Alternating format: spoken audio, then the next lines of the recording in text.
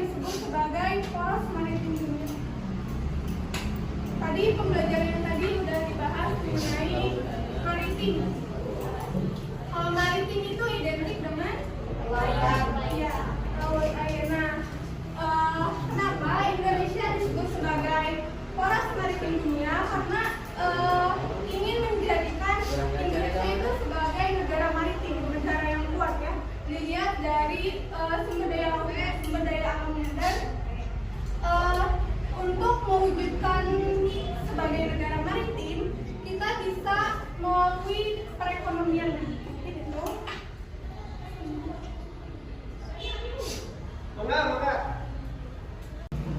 Oke, tadi mengenai poros maritim dunia, kita akan membahas mengenai 3 poin penting dalam poros maritim dunia. Yang pertama yaitu konsekuensi posisi silang. Nah, Indonesia disebut posisi silang karena ini negara kita, Indonesia, itu berada di antara 2 benua, yaitu benua Asia dan benua Australia, dan di antara 2 samudra, yaitu Samudra Pasifik dan Samudra Hindia. Oleh sebab itu Indonesia disebut sebagai negara yang strategis karena memiliki posisi silang antara 2 benua dan 2 samudra. Nah, kalau kita bahas konsekuensi posisi silang, tentu identik dengan dampak. Dampak yang ditimbulkan yaitu ada dampak positif dan dampak negatif. Nah, sebelum ke dampak, kita harus mengetahui terlebih dahulu pengaruh posisi silang Indonesia. Yang pertama yaitu Indonesia berada di antara 2 benua, yaitu Asia dan Australia, yang membuat negara kita itu dapat menjalin hubungan baik antara 2 negara tersebut. Yang kedua yaitu posisi geografis yang membuat 2 samudra Indonesia itu berada di jalur lalu lintas internasional dan dapat menjadi transit jalur perdagangan dunia. Dan yang ketiga yaitu bercampurnya beragam kebudayaan akibat pengaruh dari berbagai negara, karena Indonesia itu berada di tengah-tengah, jadi otomatis ada percampuran budaya antara budaya dari Asia dan Australia. Nah, kita memasuki pada pengaruh dari konsekuensi posisi silang Indonesia. Yang pertama yaitu ada dampak positif. Dampak positif di sini yaitu merupakan jalur lalu lintas perdagangan dunia yang menyebabkan transportasi di Indonesia berkembang. Karena Indonesia itu sudah dikatakan tadi itu merupakan posisi silang ya. Jadi transportasi juga mempengaruhi terhadap perkembangan yang ada di Indonesia. Yang ketiga yaitu mempermudah kerjasama dengan negara lain karena Indonesia juga berada tadi di antara 2 benua dan 2 samudra. Yang ketiga yaitu banyak industri asing yang didirikan di Indonesia karena letaknya yang strategis. Nah, jadi karena Indonesia letaknya strategis, banyak pengaruh asing dan banyak industri asing juga yang didirikan di Indonesia. Yang ketiga, yang keempat, yaitu pertanian yang memiliki potensi tinggi dengan iklim yang cocok sehingga dapat menyokong perekonomian masyarakat. Karena Indonesia memiliki iklim yang cocok, maka identiknya yaitu dengan pertanian. Selanjutnya yaitu Indonesia memiliki begitu banyak tempat indah yang dapat dikelola menjadi tempat wisata seperti tadi yang sudah dibahas ya, ada ya kayak tempat wisata yang indah gitu ya. Nah, ini itu dapat menambah devisa negara atau pendapatan negara. Nah, dari dampak positif yang tadi tentu menimbulkan juga dampak negatifnya. Di antaranya yaitu banyak industri asing yang didirikan di Indonesia. Jadi Indonesia itu tidak berkembang lagi gitu, soalnya rata-rata dari negara asing itu menguasai di Indonesia. Jadi negara Indonesia itu masih kalah dalam hal industri. Selanjutnya itu menjamurnya produk asing di Indonesia. Kita juga tahu gitu ya, kalau di Indonesia itu kadang untuk membeli produk asing itu kita itu sering membeli produk asing karena di Indonesia itu produknya masih belum sesuai harapan masyarakat gitu ya. Jadi kebanyakan dari warga Indonesia itu membeli produk asing seperti kayak HP juga gitu ya kan, rata-rata buatan dari Cina. Nah, yang selanjutnya itu ketergantungan terhadap produk luar negeri, karena kita itu produknya belum sesuai harapan masyarakat, jadi masyarakat itu masih ketergantungan terhadap produk dari luar negeri. Nah, selanjutnya itu karena tadi kita sudah membahas konsekuensi posisi sila Indonesia, selanjutnya yaitu kita bahas tentang jalur transportasi dan perdagangan dunia.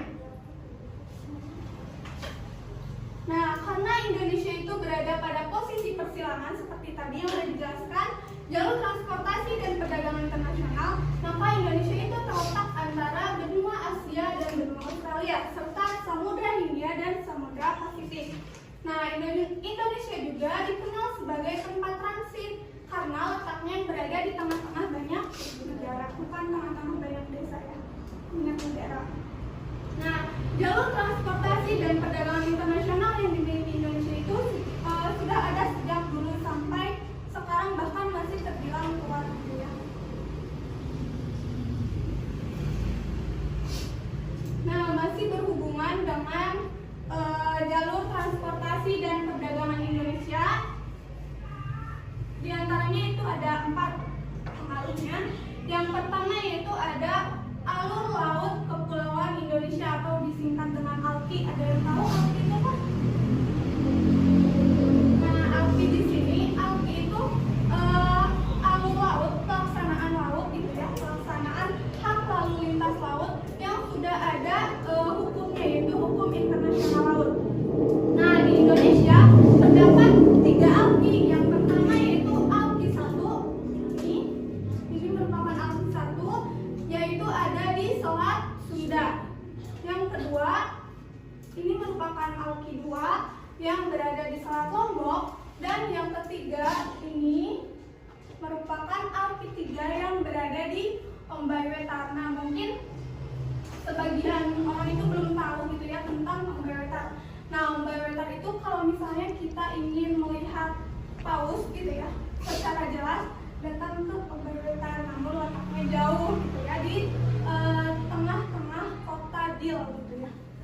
Tapi di sana biasanya turis juga datang ke letak ini, Ombay Wetar, hanya untuk melihat paus gitu. Ya.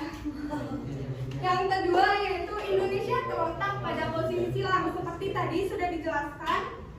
Indonesia berada pada posisi silang antara apa? Ya, 2 benua dan 2 samudra.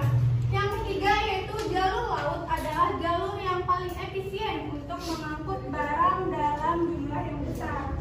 Dan yang terakhir yaitu Indonesia terletak di jalur strategis perdagangan internasional yang disebut sebagai jalur sutra laut. Nah, jalur sutra laut ini yaitu antara Tiongkok dan Indonesia melalui Selat Malaka ke India. Oke, ini poin yang terakhir. Setelah kita mengetahui jalur transportasi dan perdagangan dunia, kita akan membahas mengenai penyongsong MEA. MEA, ada yang tahu MEA kepanjangan dari? MEA itu kepanjangan dari Masyarakat Ekonomi ASEAN. Ya, berarti kalau berhubungan dengan ASEAN, berarti yang dibahas yaitu hanya di kawasan ASEAN. Iya, ASEAN ya.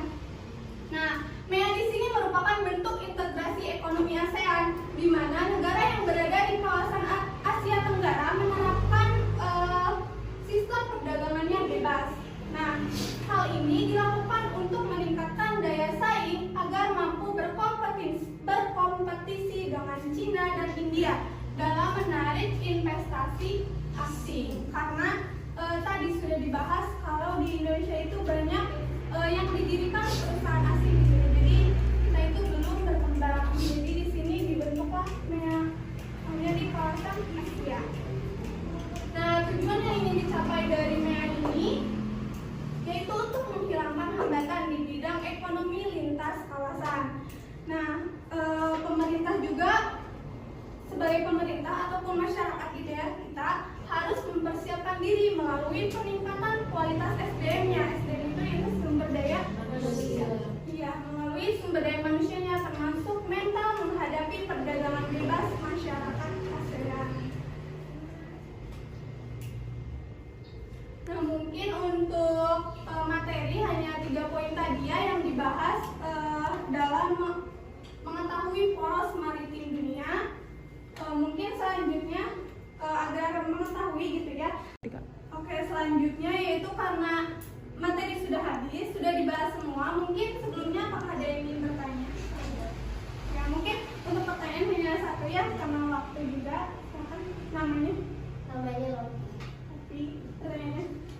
Apa upaya yang harus kita lakukan untuk menghadapi posisi silang wilayah Indonesia yang terganggu? Oke, mungkin pertanyaannya upaya gitu ya. Upaya yang harus kita lakukan dalam menghadapi posisi silang Indonesia. Nah, kita sebagai masyarakat harus bisa untuk jadi agent of change gitu ya. Caranya untuk kita dapat upaya yang harus kita lakukan, salah satunya yaitu dengan perekonomian, pemerataan perekonomian. Nah, dari situ kita dapat mewujudkan cita-cita Indonesia yang tadi yaitu MEA, nah melalui perekonomian.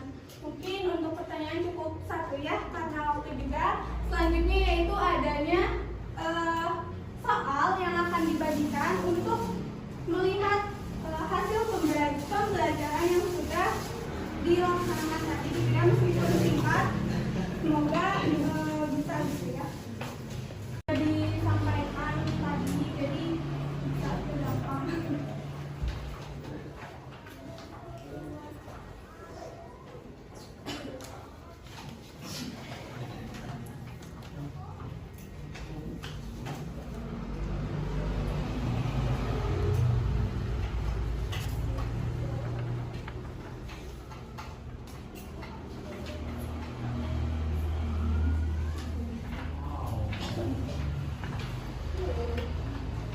Untuk soalnya bisa dikerjakan mulai sekarang.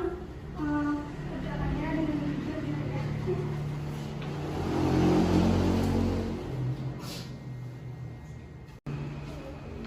Oke, mungkin karena penyampaian materi sudah, mungkin di sini saya akan menyimpulkan pembelajaran tadi, yaitu negara Indonesia terletak pada posisi silang dengan berbagai konsekuensinya, baik yang menguntungkan maupun yang membahayakan.